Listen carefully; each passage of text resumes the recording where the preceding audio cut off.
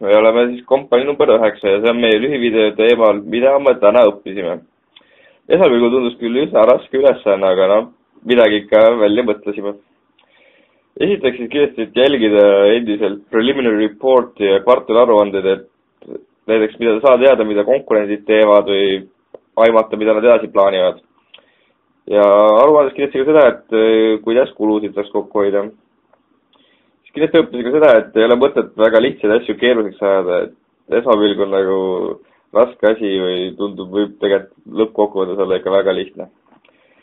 Siis ja kindlasti ka seda, et tasuks kõrvu lahti hoida, et loengus, et väga hästi kuuleb, mida konkurendid plaanivad ja teevad, et sellest õppisin ise kindlasti seda, et võib-olla natukene vaiksemalt suhelda. Ja nüüd see, mida Mari-Liis õppis. Tänasest päevast õppisin, et iga väiksemgi muudatus võib mõjutada firma arengut. Samas on alati võimalus midagi olulist märkamata jätta ning vigu teha. Õppisin ka seda, et tuleks teha rohkem teiste ettevõtetega koostööd.